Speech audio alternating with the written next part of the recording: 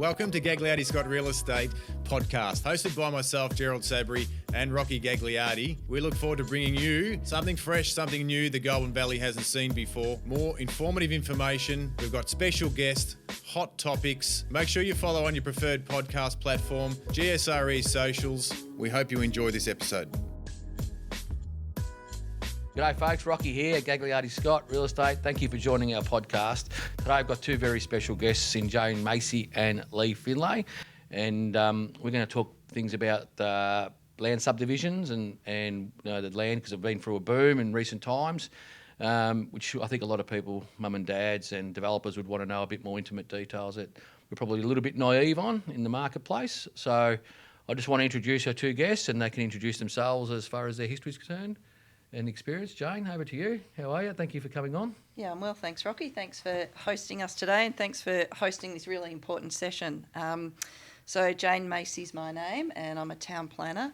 I've been qualified for perhaps nearly 30 years now, and worked in Shepparton at Spiire, which used to be Coombs Consulting Group, for about 20 years. And before then I worked in our Melbourne office, and I've worked in local government and overseas. A stint working in Dublin for about 6 months, which was a fantastic experience. That would have been a good experience. Yeah, so... how's that compared to the... it was a great travel job. I learnt a lot more about strategic planning and statutory planning in Dublin. And we did a lot of restaurants, a lot of pubs, a lot of music scenes, all the things typical of a capital city in a country. So it was a really good job. We knocked off at lunchtime every Friday, and the boss would take us out for a beautiful lunch and come back to the office and collect the paycheck to start the weekend. We might have to edit that part, Jane, because a few employees might want that to happen. You get into the Guinness, Jane? Absolutely, yep. The Guinness and the Irish music was fantastic. So thanks, Leigh, for joining us today as well. Thank you. Just give us a bit of history and your experience and expertise. Yeah, well, grew up in Shepparton, went to uni in Melbourne, ended up working actually at Coombs, where Jane worked. I think we might have worked together in Melbourne for a bit of a stint. There you go. Same deal. I spent 5 years overseas working in civil engineering and project management in mainly airports, and then I was back in Melbourne at Melbourne Airport with their development, and then sort of late 2009-ish, thereabouts, I ended up moving back to Shep into the family business. So we've got an engineering construction, civil engineering construction business. Involved in all sorts of council projects, but also land development projects, which dovetail a little bit with what Jane does. So you mentioned that you worked together potentially once upon a time, and I know you've just mentioned that you both work together now on a board with CG4.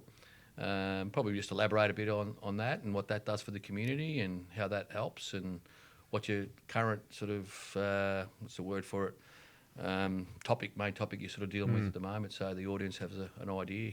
It's a pretty important committee for the Shepparton area, and obviously consultant council and so forth. It's pretty important. Yeah. The committee for, it's about to turn 10 years. Actually, we're in our 10th year, and it came about back in 2012, 13, and it was off the back of the Millennium Drought. So the place was really dry. Ag was depressed. I actually moved back in 2009 or 10 to here at the back end of that Millennium Drought and the GFC. Yep. And you'd walk around the place and you'd think, God, what's going on? This is not the way that I remembered Shepparton. And then there was a group of business people, and I think you were involved, Rocky, at the time, that got together and said, there's more to Shepparton than... I think SPC at the time was one that was not going so well. So the business people got together, went down to Geelong and had a look at what Committee for Greater Geelong were doing. And down there, what had basically happened was the car industry was, manufacturing was taken offshore, and there was this perception around Geelong that Geelong was knackered because there was no car industry, and the reality was... The SPC was here too, wasn't it, really? Like the mentality of the SPC shut down. It was the same sort of mentality that there's no SPC and Shep's no good. And the Geelong business people down there said that's completely wrong. There's more to Geelong than just the car manufacturing industry. So the Committee 4 was born, and then over that 10-year period, we've had Dave McKenzie was the original chair with Matt Nelson as the CEO. We then had Sam Birrell as our CEO and Rob Priestley as the chair. Yep. So we had some people, involved on that board that are moved into political landscapes, and currently I'm the chair and Jane's the deputy. So you might be looking at the Prime Minister and Deputy Prime Minister. Absolutely. might be looking at the next national and green. Very good. So what's the main topic at the moment? Because I think Look, there's a few topics that we focus on, and we represent all of our members who come from varied backgrounds and interests, but probably one of the key common themes that we're hearing from most people now is housing and the lack of housing for attracting employees to the area, to retain them in the area, help them settle in the area with their families. And it's not just 4-bedroom houses in our new developing areas. It's a whole range of housing typologies, from those houses through to apartments in the CBD to 2-bedroom townhouses on the edge of the CBD. So we're really advocating for, I suppose, council to encourage land releases and rezonings right through the whole political process that has to go to, through to putting prospectus out there for potential developers to come and build some apartment buildings or some townhouse developments that we know that there's a demand for and that the market needs that supply. So a lot of people, I'm guessing, sitting on the couch or whatever listening to this, they think you're talking, they relate that to social housing, which is not necessarily correct. I mean, you've got the development of the courthouse has been pretty relevant, but the growth of Shepparton has been, the last 3 or 4 years has been huge, really. Back on the last 10 years, even retaining doctors, like you get those specialists that are coming to the area, on top of your housing market. It's also that the services that have slowed down too. Like for example, we got doctors that come in that got guaranteed jobs in the hospital, and they can't stay because they can't get their children into the grammar school, or that's the only way they can get in. So they travel up 3 or 4 days a week. They don't stay here for the 10 years. Their kids go through the school, and they don't invest. So once the kids are out, they're back in Melbourne, and you've lost them. Yep. So it's a combination of many things. That's where it's important. Obviously, Committee of Greater Shepparton Group is, Committee 4 is really good. To sort of, and one probably just to add to what Jane said, it's the mix of housing from socials hugely important, but we believe that you can get that blend right across the whole typology. So you've got the social, affordable student accommodation, key worker accommodation, and then even the executive style. And one of the programs that Committee for Greater Shepparton runs in conjunction with council and some others is the Community Connector program, which basically helps professionals land into the Goulburn Valley into jobs, and it helps bringing partners in as well and families. And if you're into tennis, they'll introduce you to a tennis club or a church or the golf club or whatever it is you might need, housing. So over the last 2 years, they've landed close to 500 professionals into Shepparton. That's terrific. So that's just the professional. That doesn't include the family and the partners and the hangers-on. Yeah. So, and some of the data that we've got out of that, around 90% of those people aren't looking for the 4-bed house initially. They're not looking for the 4-bed house out in the suburbs. They want something close to the centre of town where they can walk to Friar Street, the cafes and restaurants and all that sort of stuff. So there's reinforcing kind of data that we're seeing through Committee 4 that's suggesting that more intense apartment style living or townhouse style living in the middle of town is what's going to help those people land into Shep and stay and engage. And they might eventually, after a year or two, they'll grow a family and move out into an area where there's... Once they get familiar with what the Shepparton landscape's like, That's what right. our lifestyle. And it's building those connections into the community that see people being retained. Yeah. It's the reverse of what we're here to educate our kids, aren't we? And they're the ones that have gone and they don't sort of come back, do they? We're losing those intelligent, educated types that want to go to uni and come back. So this is another way of trying to get back that what we're missing. So that trend's starting to reverse as Shepparton grows and can offer more, not only in terms of a workplace but a lifestyle. connections to our natural environment, a variety of restaurants, culture, education, all of those sorts of factors. People are starting to gravitate back to Shepparton after they complete uni and do a little bit of work and travel. They're certainly starting to come back. Family connections are here, and there's a lot to bring people back. I reckon that's the ideal scenario, is that let them go off. I look at my own experience, went off, worked for 5 or 10 years, overseas, around the place. Never ever thought that we'd be back here, but wound up back here, and then, realised that we got kids and the river's up the road, so you get into water sports and the snowfields aren't far away. You can ride your mountain bike after work in the bush. There's so many lifestyle opportunities. You come back and you think, far out, I didn't realise how hard I was going in the city. And then you get plucked out and come back, and this is like we love it, Magic. love it back here. Yeah, you wouldn't want to be anywhere else. No. Which obviously a lot of expats would come back during the COVID period too, weren't they? Like they were finding That's right. They knew the hidden gems that were here. The expats were the biggest the ones that come back. So the last 2 or 3 years, we've gone through probably the biggest land boom. I've been through 2, I think now, the building booms. This was phenomenal, really, compared to the other one we had 20 years ago. So it's been phenomenal. So we obviously, we believe we're probably the biggest land selling agents in Shepparton. We sell probably the most estates. And we get the common questions all the time. So we're the middleman, so we cop it all the time as to why is it taking so long? It's the agent's fault. You promised us this date. We say a date, and this is a roughly experience we think it's going to be. Tell them anything. Right. Yeah, tell them what we need to do. Get away with it. And then we just blame everyone else. But in reality, it'd be good to know and give the audience a good of an idea of how it works. Jane, when they come to you, a land subdivision, and they get it approved. What's the process and in that? And obviously then we can probably elaborate as to why things probably do get delayed and what are the things that are out of control, A, for the developer, A, for the engineers and so forth. So No, it's a really good question, and there's a lot of unknowns, I suppose, in the town planning process. So town planning is divided into probably 2 areas. One is the bigger picture, and it's important for people to understand that, to understand the zoomed in level of town planning. But the bigger picture is how the city works, how everything sits together, where everything's placed, how it's connected, how people then move between where they live, where they work, where they recreate and where they socialise. So all of those different land use outcomes have a different expectation of amenity levels, and it's important that they're all located in the correct location so we don't get any land use conflicts or disturbances between the two.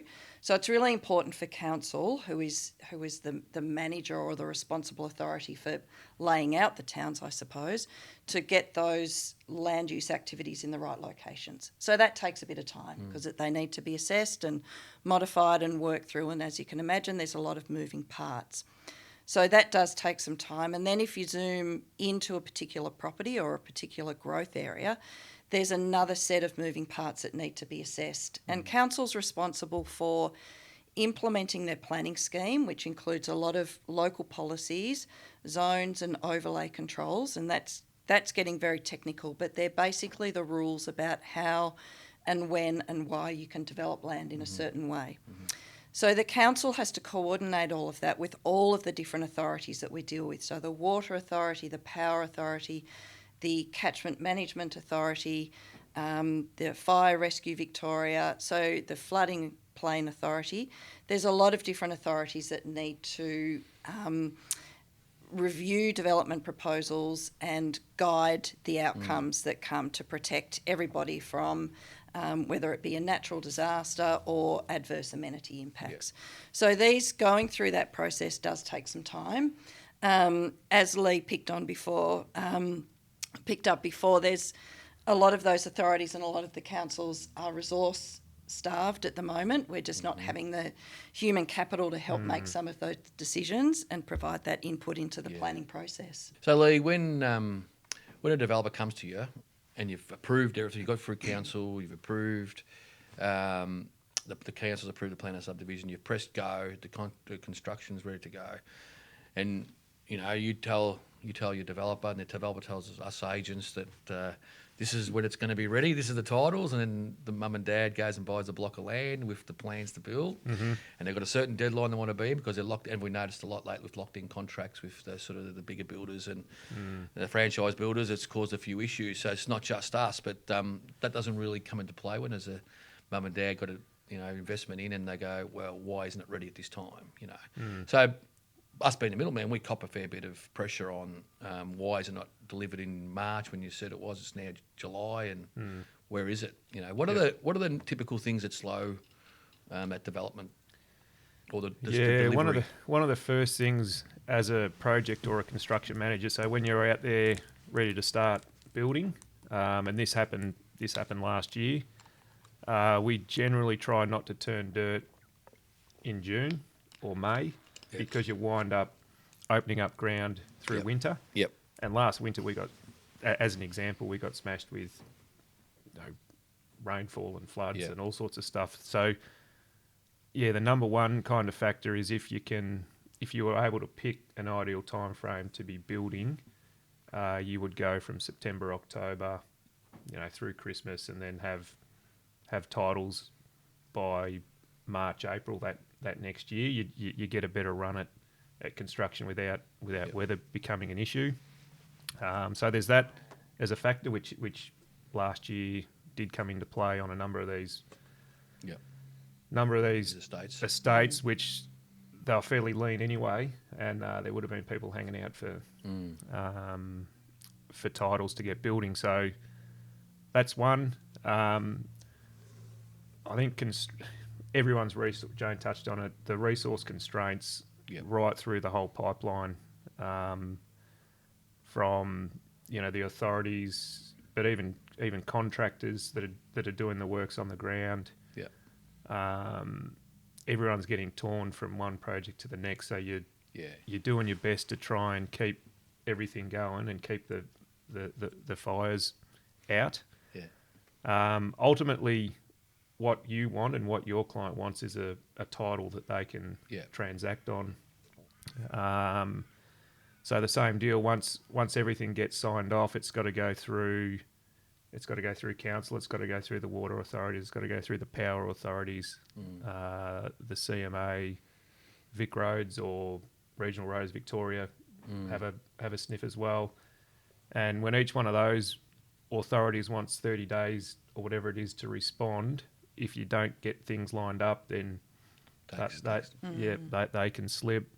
Then it ultimately gets to the titles office, and then you talk to the titles office, and there's about 3 people in there that are approving. Don't quote me on the 3, but there's not a cast of thousands in there sitting there. And it's not just Shepparton; they're doing everywhere. They're doing all of Victoria. So it's it's frustrating on our front because you're just wanting to keep these pushing, and for the developer, ultimately they're looking to create the title so they can get return on their investment. A lot of clients, they're just there, fair enough, they're just there to buy their block, they're told a date, fair enough, and we can understand the pressures and the financial pressures of that. They've got to pay extra rent for it longer, and the price goes up on their contract and so forth. But it's important to know that for the audience out there, the developers, they want it delivered today. Absolutely. Yesterday. Rocky. They're not interested in getting pushed back because it affects them more in the sense of an overall scheme. It takes off hundreds of thousands or more off their, the risk becomes really big. Correct. Hundreds of thousands a month if they've got some big holding costs. So it's not the developers that are sitting all there. The agents. No, we want it to be pushed back yesterday if we can. We're trying to do our best. But everyone's doing their best to get these things through because it's all in their best interests. And I think that's a really important point, that everybody who is involved in releasing a title is doing their best to get it through. It's just that at the front end, as I talked earlier, those complexities about getting things right at the very start are so critical and so important. So the person who gets the title at the end of the day can build and know that they've got a good title where nothing's going to unforeseen is going to happen, and that all the rules and regulations have been followed, so nothing's going to undo them when they've got their title. So it's easy for us as agents that we're the ones that are at front, so we get whacked, and that's fair enough. We take that, because we promised them, we've delivered it, what we've been told. But just there's things that probably in the background that people don't realise, like you, Jane, just what you've touched on, that could be delivered perfectly. And I reckon what's happened in the last couple of years too, there's things that no one's seen coming, like for example with Power Core and the delays in that. Just touch a bit on that so people don't. The general person doesn't understand what the length goes behind the scenes. There's extra detail that goes more than just doing what you just said. There's actually you get. Like we said, we'll touch on the Power Core situation. Touch on that and how that's really impacted not only the bottom dollar for the developer, but also how that's pushed back titles. Yeah, so there's quite a few that have come into it, not just Power Core, but even aspects like the floods and the new flood modelling that the Catch-up Management Authority is now working on to implement. We've also got a heightened awareness of cultural heritage and the land to be assessed from a cultural heritage perspective. So there's a lot that actually comes into it, as well as the different authorities now that have their new their rules and regulations and processes that they need to follow. So all of that equals time, which equals dollars, to the whole development process, really. So we'll just highlight that Power Core situation a couple of years ago. You remember what happened?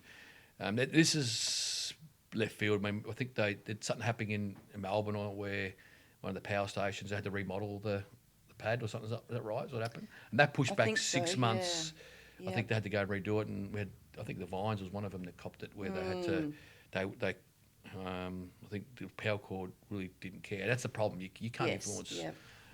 They go, well, we have to remodel it because I think something happened or someone got hurt and had to remodel that pad to do it. So it pushed back the subdivision 6 months. Yes. Yeah. So they're things that you can't sort of control. No. And things where we're sort of always coming. It always pops up, and not always in every subdivision, but over a period of time, things evolve and things happen. And probably that and Power Core is an example. Any authority is an example. They're all very organised, but they need lots of lead time. So if you need to book in, one of our clients has done a development that had a power line that went through the property that had to get relocated around, and it was, a 16-week lead time to book that work in. So if you're not organised and know that you've got to book that in, so you need a consultant or a professional behind you that understands that process, because you might get to the end and say, we need Power Core. Yeah. If you don't know the process, you ring them up. Power Core says we're 16 weeks, and then all of a sudden there's people with their heads, blowing off because they're and it's the expectation really, and setting the expectation as to how long things take and why they take so long. And that Power Core again, it's to do with resources. They've got X amount of resources, and they've got a big long list of projects, and they are very organised at scheduling and getting resources to jobs, but it's hard to make it happen overnight. That's right, yeah. And there's a lot of authorities that do have change of policy, change of processes, and if your development is not at the end point and it's in the middle, there needs to be sometimes redesign and rework done. Yeah. And that's just part of what happens in the development process. Yeah. So I've got some land, 5 acres out of town, 10 acres out of town. What if I come and see you, Jane? What are you going to do? What do I got to know about getting this rezoned? The costs, back in the day, used to be an acre is worth $100,000 an acre, and I can get 4 blocks out of that, and it'll cost me X amount to build it, like $55,000 or $35,000 to develop it. It's a bit more detailed than that, isn't it? A lot more. Yeah. It's a lot more complex now. There's a lot more to think of up front. So first of all, if you came in to me and we sat down, we'd get the maps out, the Vic map plans, and look at the zoning of your land. Yeah. If it's in a farming zone and you would like to develop it for residential purposes, you'd need to get your land rezoned. If it's already in one of the residential zones, well, we can then start talking about subdivision. Yeah. So 2 quite different processes, very different timelines for the 2. But if we look at the rezoning, We would need to look at whether it's in council's strategy for growth. Let's say it is, well then we start looking at what's happening around it. So the context of the property. What size lots would fit in with the desired outcome, the neighbourhood character, connections into the arterial road networks, and then we'd look at servicing, so whether there's water and sewer available or whether you need to rely on septic tanks for your effluent disposal. We'd look at all the different topographies of the land, so whether it might be a little bit flood prone, whether it's high and dry. We'd look at the cultural heritage aspects, whether it's in an area of mapped cultural sensitivity, in which case we'd need to get an archaeologist to come and assess the land. We need to look at the vegetation. We'd need to look at the native veg, because that's a big trigger for a planning permit, any removal of native vegetation. So there's lots of different things to look at, which would probably take some time to look through and a number of experts to assess the property. As opposed to if the land's already zoned, some of those elements do need to be looked at, but it can also be assumed or understood that some of them would have been already looked at the rezoning stage. So Leigh, I've gone through that stage. I want to know what it's going to cost me, how many blocks I'm going to get, and what's going to cost me to, and what are the, so in obviously broadly speaking, but what are the costs that you have to look at as a developer? Not just the base, it's going to cost me 55k or 100k, whatever to develop, but what are the costs? Because you got certain criteria that government bodies put on, like council and open space and all that sort of stuff. So it's just more than that retardation basis. That I mean, Jane, what she explained there, she did in a minute, but with explaining that to the landowner, you then got to set the expectation on what all of that's going to cost, and more so the time frame, because all of that just takes time. And this is where the someone who's got 5 acres out the road and hasn't done it before, they're walking into a bit of a not a storm, but if you're not eyes wide open, you can get. Or just before that, because a lot of them, they look at developers and they go, "Oh, geez, they make millions." They make millions, and you go, "Well, no, they don't really." No. Like it's a lot of process. So that's where you got to temper a little bit. Yeah. So going through all that to start with is not just. There's a bit in it. It takes a while to explain all of that. And, manage those expectations. And then there can be things, you might pay $100,000 an acre or a hectare or whatever it is for the land, and then what Jane's just explained, and depending whether it's in a certain, if there's a precinct structure plan that sits across the top of that land, that actually informs that you have to pay council X amount of dollars for public infrastructure that goes into that precinct. So you might wind up, there's a retardation basin or a park or an intersection that needs to dovetail with your development, and there might be an extra fee that gets paid to council, and that could be anywhere between 50,000 a hectare up to 200,000 a hectare, depending on where that land sits within the zone. So you might go and buy that land, but be unaware of what the other overlaid costs are with council. There can be other headworks that need to happen for sewer and water connections, which generally proportionally you get back. So if your development's, say, 10% of a bigger catchment, you would contribute 10% to the water main headworks and the sewer main headworks, and then the water authority carries that, or there's other developers further down the chain that pick up those costs. Road widening or intersection works into the development, sometimes you need to carry those costs and then be reimbursed if it is public infrastructure work. So there's a whole bunch of mechanisms, I suppose, that council and Vic Roads and the other authorities can use to help build that. But ultimately, you got to understand cash flowing, whether that's got to be cash flowed by yourself and then paid back, or if it's money that is spent direct by council or the other authorities. So, again, getting the right professional help to work through all of that and understand that up front, you need to do before sort of hitting the go button. Yeah, it's important because a lot of those factors add to the cost. The carrying costs, And when it gets delivered, the developers aren't just, this is what it's going to cost me, this is what I'm going to make. It's then how's the economic climate. It's okay what we've been through, and they're ahead of schedule. But sometimes when the land's delivered, it's sitting there. Yes. It's cost them, it takes a while. They're sitting there titled, and it's taken 3 months before it settles, and they're paying the banks back or the investors back, and all of a sudden that adds to the cost as well. So being a developer is not as straightforward as what people think. That's why it's important to come and see the experts like you both and go from there. Yeah. Look, for a developer, there's for every one project that gets up and going, there's probably been 5 that have had detailed feasibility studies that have just, for various reasons, not got up. Yeah.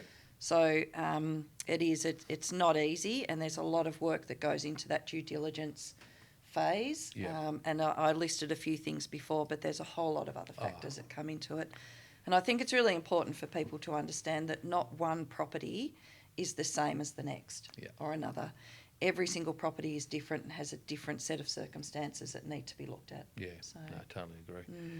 And it is. Look, for me, I'll get to it every day. So people think, what's my property worth and this and that. I go, it's not as easy as that because it depends what the yield is. I said, no, it's not as easy as that. Like it's how much land you actually got to do it. The difference of that, and say, Leigh, with a unit site in town, for example, someone was like, mum and dad wants to buy a house and they want to subdivide the back unit, or get 4 or 5 units or something like that. How easy is it to that? What's the difference to that than, say, land development as such? With that, the settings over the last couple of years have changed. I think it was marginal, and you'd know this probably, Rocky, as well as anyone, that to get a couple of blocks in town and bang some units up, the return on investment was really, really tight. Yep. I think that shifted a bit, and particularly what I was talking about earlier, that appetite for having something in the middle of town. Yep. Whether those are the townhouse prices have shifted a touch to make those investments a bit better. But the other thing is the council have actually got the planning settings really well set to be able to do that. They've got the right activity centres that are close to town. So it's just a matter of developers being aware of where those pockets are and targeting particular pockets of land to do those subdivisions. So the process is not dissimilar. There's still, if you're buying 2 blocks and banging them together and subdividing them into 5, you've still got to provide water connections to each place, sewer connections, power. We're missing something, gas, like all the services that are required still need to be provided to those houses.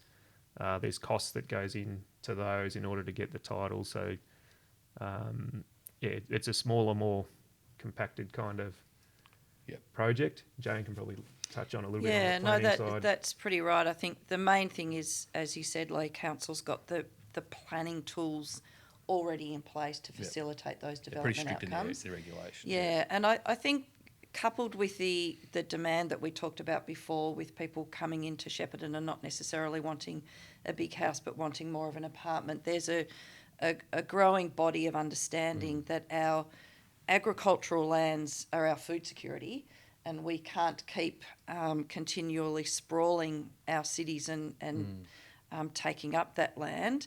And whilst that is a legitimate form of housing, I think there's equally a legitimate form of housing that can be seen through the redevelopment of our CBD and inner areas as well. So, and I think that as the population grows and housing preferences change and people's lifestyles change, there's fewer and fewer people that want to spend their weekends mowing lawns and doing gardens. We want to get out into nature and, follow the sport and just recreate on our downtime on the weekend. So the demand for lower maintenance housing is just increasing. It's increasing significantly. Which touches on what your subject before, the townhouses and that are starting to come back into it. Yeah. But we've got an more aging population as well, which they're not sort of favouring that. Well, they still are, but probably not getting the opportunity to get into their retirement villages and so forth either, which is fit enough to go and buy a townhouse and or build one. And so forth. And government policies promote ageing in place, so I think that's a housing need as well. So it brings me probably, we'll finish it off with our biggest concern at the moment is the lack of land zoned. So there's a couple of points I want to sort of bring up here and like you to elaborate on it or give me your opinion. We are going through a bit of a slow patch at the moment, which is fine, but that's not going to last forever. But land we currently got sold is still ready to come through, and we've probably got 12 months worth probably still. And the land that's currently for sale, the people are waiting and holding, obviously interest rates, cost of living and so forth. But the costs of building, what we talked about before, building and constructing the blocks of land, and also the purchase or buying the englobo land for the developers to buy, they're not coming down, those costs. On top of that is probably a really important topic at the moment is the lack of zone land that the council probably acknowledged just recently that needs to happen. There's a bit of a concern coming in the next 2 years or so that there's not going to be enough supply of blocks of land to service the marketplace, especially when things pick up again. I personally believe that's probably going to make the cost of buying a block more expensive. If people are prepared to buy, that is, and that's going to make it a bit hard for developers to purchase because they're not going to make their money. So that means it's going to put more pressure on, which means there's not going to be less supply. So I'd like to know your opinion on that topic and what if it differs or you might have a different opinion. Yeah, on no, that. I think you're right, Rocky. I think it has been recognised for some time, particularly in the last, probably the COVID years when we have seen a huge demand for growth in Shepparton. Our land supply has been really stretched. I know council's working actively and furiously on the southeast, what we call the southeast precinct structure plan area. So that's the big growth corridor just to the southeast of the town centre. And they are very close to having that ready to go out on public exhibition. And I think that, yes, will provide a definite supply to the market. But what I think Shepparton needs is a variety of growth fronts. So when I probably moved here 20 years or so, there was about 10 or 12 growth fronts on the market. So people could look at that option, and look at several options and then choose where to build their homes. Those growth fronts have really decreased in number too significantly, I think. Yep, I agree. So the choice isn't there. So I think once the Southeast Precinct Structure Plan gets zoned and implemented, I think council need to start looking at perhaps not the massive big stretches of land, but just providing the market with a bit more choice and a few more growth fronts.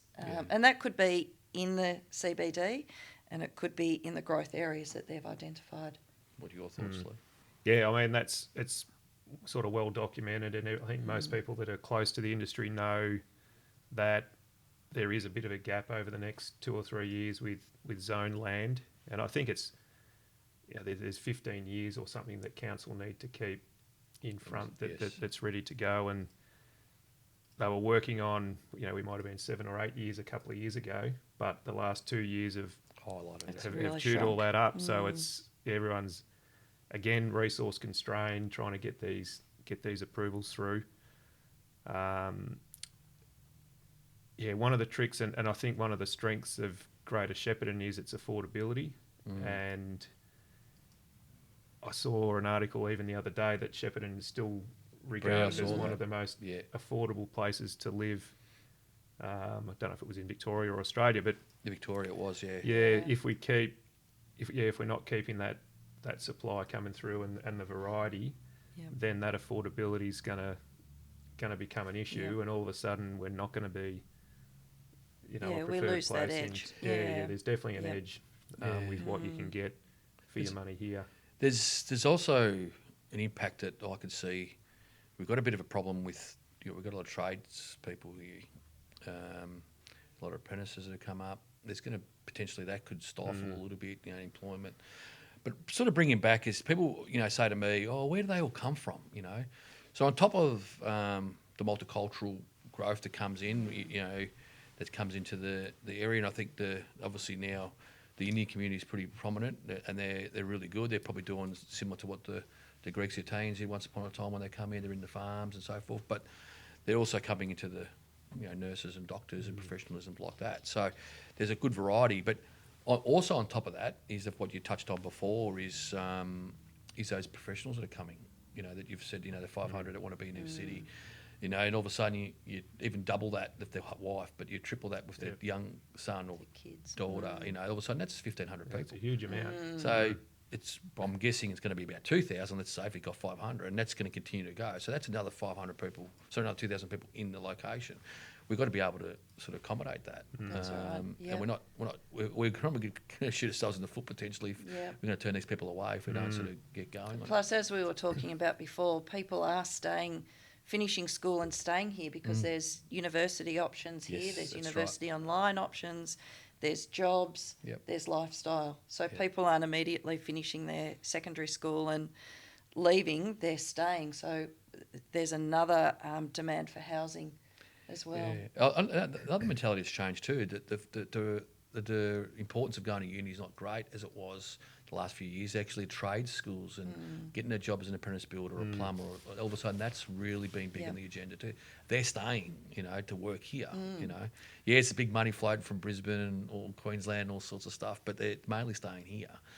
We've got to be able to accommodate that. That's right. Yeah. That's exactly happening. And it happened through that lockdown period. We had student engineers that were working in Melbourne and coming back during holidays, but they ended up living up here during that 2020, 2021, and they did online learning, and a couple of them have just continued to do that. And they go down to uni once every couple of weeks to have that one-on-one, but they're now staying here, working here, and sort of, rather than do the traditional go to uni, have that 4 or 5 years of blowing your hair back and having a great time. Nothing wrong with Do that. it here. Just do it here instead. Do it here instead. Yeah.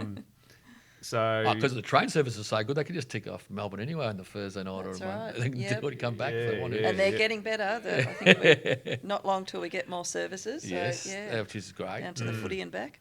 Yeah, so what would your advice be on for a young family looking to buy a block at the moment compared to what it's going to look like? It's easy for me to say, but as an agent, and we're lucky the titles, a lot of the blocks that are for sale at the moment aren't going to be ready for another 6 to 12 months, which gives them good holding time. They put their name or go to contract, so it gives them a chance to save. It's a really good opportunity, I think, to capitalise where the blocks have sort of stopped in prices now. They've sort of held their own. They're not going to get any cheaper, obviously, what we touched on. They probably could get more expensive. So what would your advice be, Jane, if I'm off there or not, maybe? Yeah, no, that's correct. I think you're right there, but I think the most important bit of advice is for people to do their homework. Yep. Do that due diligence. Seek some professional assistance, not only on the block that you're looking at buying, but what's happening either side of it. Yep.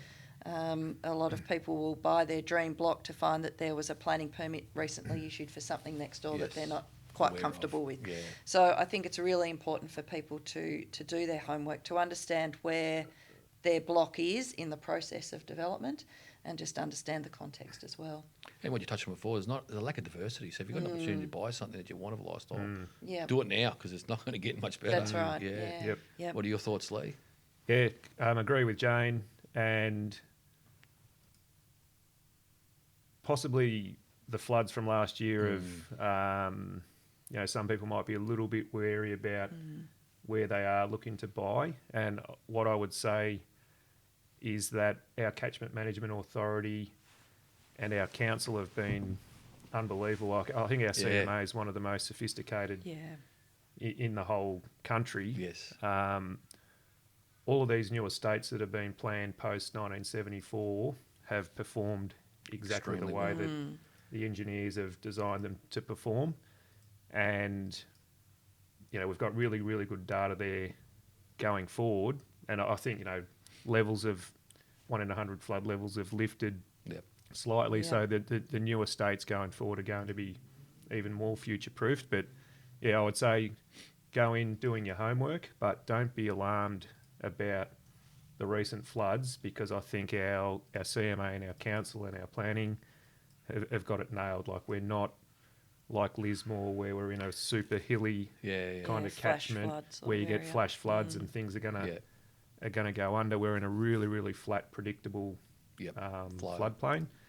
And I think we can continue to develop in those areas with the input from the CMA and the council and do that sustainably going forward. So, do your homework and understand everything going on around, but also be comfortable that, we've got the settings right around here to keep rolling those out. I think that's really important, Leigh, because I look back at the recent floods. I actually was just, and it's hard. People get panicky and all that sort of stuff, but it really worked well. I couldn't believe how well it happened. It was probably the worst flood we've had for a long time, but it just, and there was obviously a lot of drama around it, and people got affected. But in reality, it worked really well, the way the waters flowed. Yeah, the newer states, it was, horrible with those existing low-lying areas. Pre-74, pre-93. That we're still picking up pieces within the community, but that's a little bit of disruption in those newer ones with some access. Yes. But that's exactly fine. That's what they're designed to do. Yeah, it's designed to do that. And I think that needs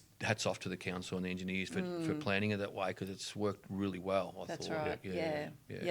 Yep. And look, we're getting more and more sophisticated in everything that we assess, whether it's flooding or bushfire, or building controls and regulations. So I think it's just going to improve in terms of our responses to a lot of those factors. I always say to people when they're looking to buy, and locals are pretty good because they get it and they've got parents that have been around it, they see it. It's the Melbourne or the expat, it's the outside buyer that's looking. And I always say, listen, it's a floodplain. You can't escape it. This is it, And they don't understand what it is. They get alarmed by their solicitor at St Melbourne. Oh, your house is going to flood. And probably important to the agents out there as well as anyone else is that no, you probably need to educate them a little bit, but also push them on to the likes of you both that can talk to them in an objective way. They've got an opinion and explain the engineers. It wouldn't hurt to say, listen, give Leigh a ring or give Jane a ring. And I know you probably don't want to be bogged down with that.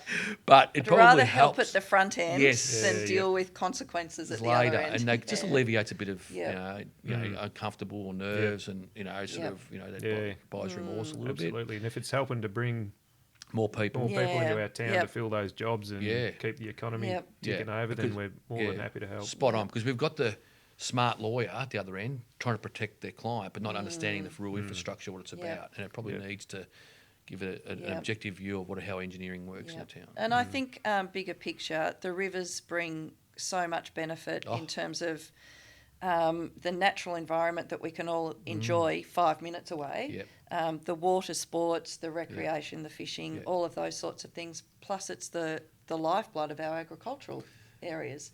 So we can work to manage our floodplain and live quite comfortably and harmoniously with the floodplain. So it's funny, as an agent looking, the most valuable lands are the ones that got the bush or river view, where they're the most prone to flood, but that's probably more protected since 93, but that's where the most valuable land is. So that's important. Because we are such a floodplain, we haven't got real natural resources or natural outlooks, bar rivers and bushland. So, it's important. Yeah. That's right. Thanks for coming in today. Really, that's very insightful. Really enjoyed that chat this morning. It was terrific. Thanks, Leigh. Thanks, Sabri. Thanks, Rocky. It was a great chat. Really great. That was honoured to be asked. Yeah, that's fantastic. Absolutely. Honoured to have you on. That's been terrific. All right, thank you. Great. Thanks for listening.